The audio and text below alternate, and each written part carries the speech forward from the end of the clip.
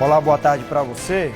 Boa tarde, hoje é sexta-feira, 28 de outubro, dia do funcionário público. Então a gente já começa parabenizando o servidor público e como para muita gente é feriado, o trânsito, vamos dar uma olhada, está assim, ó, bem tranquilo. A gente vê imagens da BR-101, a pista expressa e a marginal da BR, tudo tranquilinho. Afinal, como a gente falou, dia do funcionário público, servidor público, feriado para muita gente.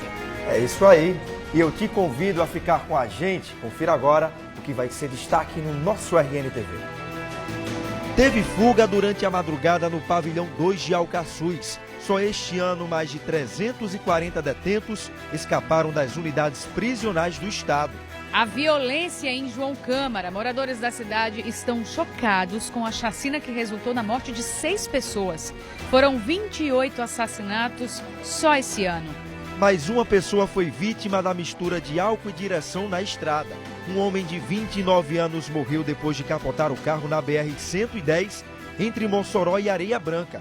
Amigos da vítima contaram que ele bebeu e não tinha condições de dirigir. Tem ainda as opções para animar o seu fim de semana com destaque para o forró da banda Mastruz com Leite em Mossoró. Saibas que eu sempre quis ficar perto de você.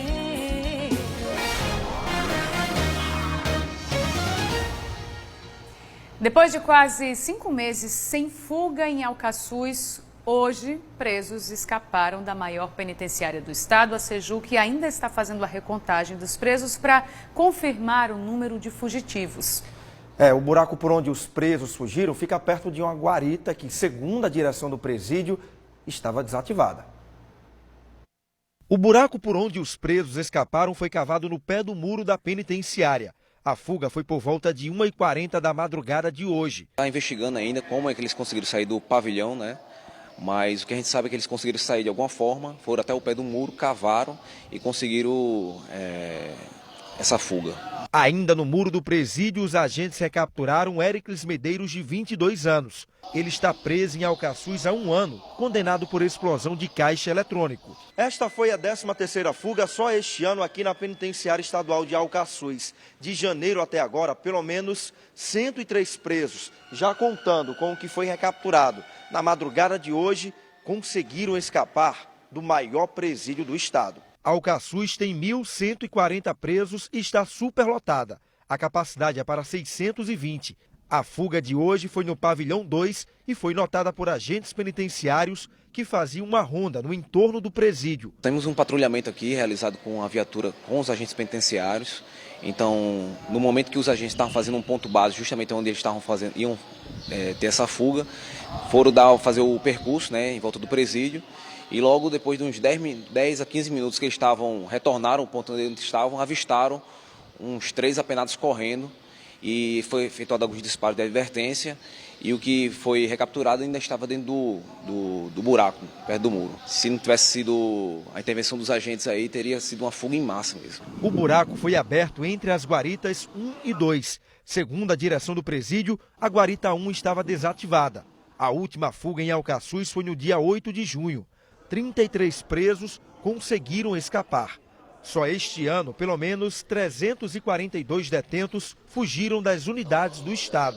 A fuga de hoje vai ser investigada. É inadmissível uma fuga desse tipo assim, né? A gente vê que a estrutura realmente do presídio não ajuda, mas a gente vai planejar, vai estudar, vai investigar. Dependendo da investigação da Polícia Civil, a gente vai planejar aí para evitar esse tipo de fuga. Além da guarita 1, a informação que a gente recebeu é de que a guarita 10 também estava desativada hoje de madrugada. Por telefone, o comandante da Companhia de Guardas da PM, o Major Wellington Camilo, disse que desconhece a informação de que as guaritas estavam sem policiais. Ou seja, ele está negando aí essa informação. Nós procuramos também a Secretaria de Justiça e Cidadania aqui do estado. O secretário Valber Virgulino disse que esse problema da falta de policiais nas guaritas é recorrente, é um problema que existe e que inclusive já comunicou por escrito várias vezes à Secretaria de Segurança do estado. A gente fala agora de um crime bárbaro no município de João Câmara, que fica a 75 quilômetros aqui de Natal. 6 pessoas foram executadas com tiros na cabeça. Isso foi na comunidade Açudinho, Emily. O crime aconteceu ontem à tarde e a principal linha de investigação, a principal desconfiança da polícia é de que esse crime, essa chacina, tenha sido motivada por uma disputa entre facções criminosas aqui do estado. Nós chegamos aqui ao bairro Açudinho, em João Câmara, no local dessa tragédia, e muitas pessoas já estão por aqui. A gente vai se aproximar, dar uma chegada aqui para apurar as informações e a gente já percebe muita gente na rua. A Polícia Militar já está fazendo o isolamento do local, a Polícia Civil também já está aqui para iniciar o trabalho de investigação. E olha aí a quantidade de gente que está arrodeando o local do crime. Gente impressionada com a violência na cidade. João Câmara está muito perigoso. Muita gente pode nem sair na rua que é assaltado. Essas mortes também assim assustam? É, assusta.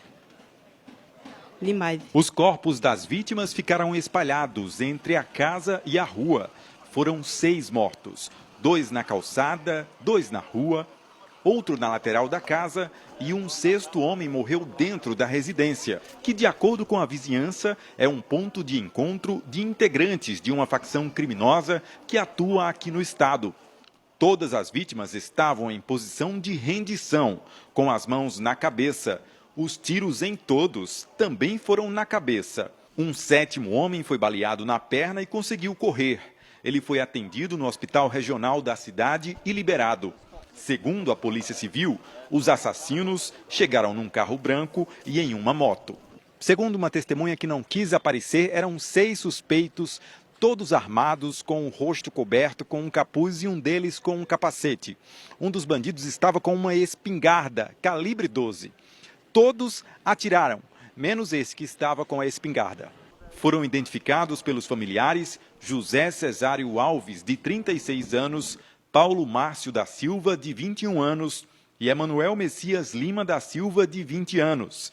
Alguns dos mortos têm passagem na polícia, mas nem todos são do mundo do crime. Um dos rapazes que morreu morava aqui nessa casa. A gente vai falar com a família dele, o senhor é parente, né, do seu Emanuel Messias.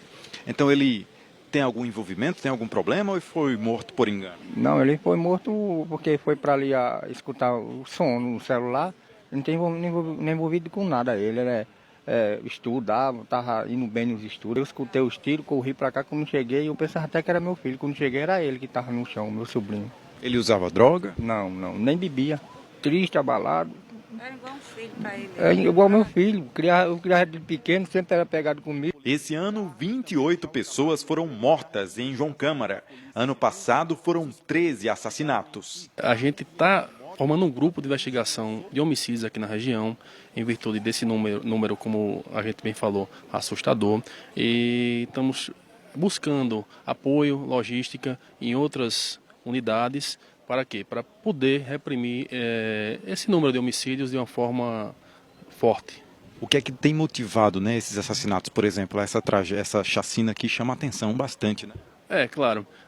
Motivação, drogas, principalmente, e guerra entre facções. E as fugas dos presídios, ultimamente, que teve nesse ano, fortaleceu muito isso, fortaleceu demais, levando a um aumento, né, de criminosos na rua e, consequentemente, de disputa por ponto de drogas, né, de venda de drogas. O trabalho da Polícia Militar, Polícia Civil e peritos do ITEP foi demorado. A primeira linha de investigação da Polícia Civil é a guerra entre facções criminosas que disputam território para o tráfico de drogas. Mas a linha de investigação inicia-se dessa forma, muito embora nós iremos analisar todas as possibilidades.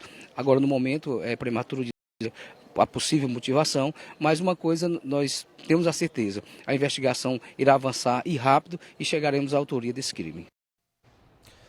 Um policial militar aposentado morreu numa troca de tiros durante uma tentativa de assalto a um mercadinho lá na cidade de Caicó. A gente vai conversar com o Hugo Andrade, que tem as informações para a gente. Hugo, muito boa tarde para você.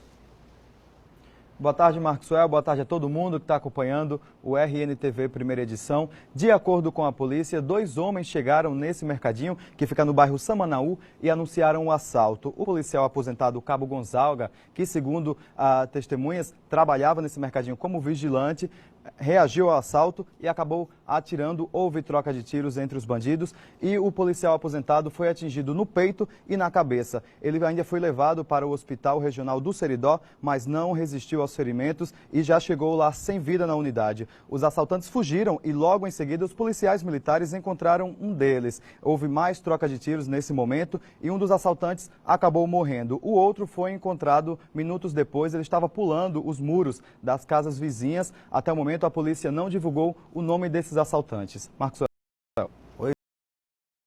Morte desse policial militar aí aposentado nessa troca de tiros com bandidos. Agora você também tem informação, mais uma informação lamentável também, que é a morte de um homem de 29 anos, morreu na BR-110, hoje pela manhã, não é isso?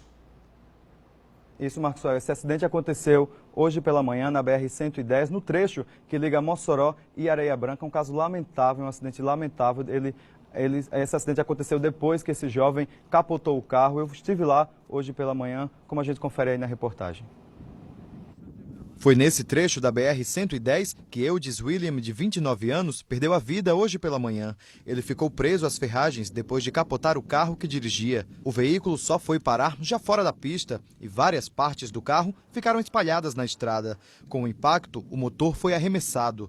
O ITEP teve dificuldades para retirar o corpo. Os bombeiros foram acionados. A família disse que Eudes costumava dirigir pela BR, que liga Mossoró à Areia Branca, onde a vítima morava. Ontem à noite, Eudes foi para uma festa lá em Mossoró. Os amigos dele contaram que o plano era que ele dormisse lá na cidade mesmo. Mas por volta das 4h30 da manhã, Eudes mudou de ideia e decidiu voltar para casa. Ele tem uma namorada em Mossoró, 4 da noite ele ia para Mossoró.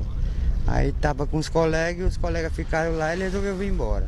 Aconteceu isso aí. Esse vídeo, gravado ontem, mostra um dos últimos momentos de Eudes se divertindo com o amigo. Abalado, Wagner esteve no local do acidente. Ele disse que Eudes tinha bebido durante toda a noite e não tinha condições de dirigir. Se for beber, pelo amor de Deus, não dirija, porque foi exatamente isso aí, álcool e volante.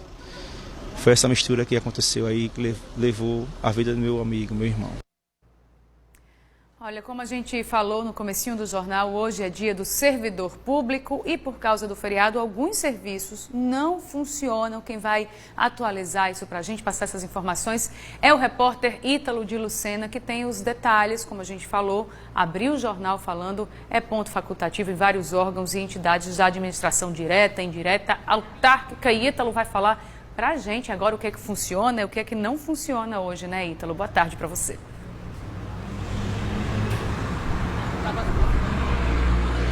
É isso aí, Emily, boa tarde para você, boa tarde para todo mundo, especialmente para os servidores públicos que hoje estão acompanhando a gente, estão podendo ver a gente com mais tranquilidade, né, no horário do almoço, estão aqui com a gente no RNTV, uma audiência de luxo hoje, um pouco maior, né? Emily, olha só, como você falou, alguns órgãos funcionam, algumas instituições também estão com ponto facultativo. De forma geral, o governo do estado está com ponto facultativo e apenas alguns serviços essenciais, que são os serviços de atendimento nos hospitais e também o trabalho dos agentes da segurança pública, como os policiais, esses aí funcionam normalmente. Também agora falando sobre a questão do município, aqui em Natal, funcionam apenas também os serviços essenciais. As UPAs da Cidade da Esperança, Pajuçara e Potengi estão abertas ao atendimento normalmente, mas os postos de saúde dos bairros não estão funcionando não. O trabalho de fiscalização da STTU, os agentes da STTU estão fiscalizando o trânsito normalmente e os guardas municipais também permanecem com os trabalhos normalmente. Então tá dado o recado, o pessoal de casa tá sabendo o que tá funcionando, o que não tá, os serviços essenciais continuam de forma tranquila, de forma normal, como sempre acontece. E aí a gente deseja agora um excelente feriado, um excelente final de semana prolongado para os servidores públicos, né, Emily? Daqui a pouquinho eu tô de volta com mais notícias. Vai contigo daí. Valeu, Ítalo, muito obrigada. A gente reforça aqui os parabéns ao servidor público, parabéns. Que hoje o dia é todo dele, né? A gente vai voltar a falar agora de segurança pública, ou melhor dizendo, da falta dela, porque um vigilante de uma loja de material de construção teve a arma e o colete roubados, agora pela manhã. Quem vai contar pra gente é a Juliane Barreto. Esse caso aconteceu na Avenida Bernardo Vieira, é isso, Juliane? Isso mesmo, Marcos. Por volta das 10 horas da manhã. Boa tarde para você, boa tarde para todo mundo que acompanha o RNTV primeira edição. O vigilante estava na entrada da loja, que fica aqui na Avenida Bernardo Vieira, próxima à linha do trem, uma loja de material de construção, quando 2 homens em uma moto armados chegaram, desceram da moto e já exigiram a arma e o colete. Depois fugiram, abordaram apenas o segurante. A informação passada por funcionários da loja é a de que eles já vinham realizando vários assaltos aqui na Avenida Bernardo Vieira, a pedestres, pessoas que estavam em paradas de ônibus, e depois resolveram, antes de ir embora, levar a arma e o colete do vigilante desta loja. Uma viatura da Polícia Militar que estava passando no momento, segundo funcionários da loja, ainda conseguiu perseguir a dupla aí por alguns metros, mas a dupla ainda não foi localizada. Ainda sem funcionários da loja, o homem que estava na garupa da moto desceu armado, foi quem primeiro abordou o vigilante, isso de cara limpa, sem capacete, pegou o colete e entregou para o outro, que vestiu para poder sair em fuga. E a dupla não foi localizada ainda. É com você, Maxwell. Valeu, Juliane Barreto, trazendo informações ao vivo desse caso que aconteceu na Avenida Bernardo Vieira, uma das avenidas mais movimentadas, inclusive, aqui da capital. E olha, no próximo bloco tem as dicas da nossa agenda cultural, tem forró, música eletrônica, cinema, e você vai ficar sabendo de tudo daqui a pouquinho. Não saia daí que a gente está te esperando, porque o RNTV volta já já.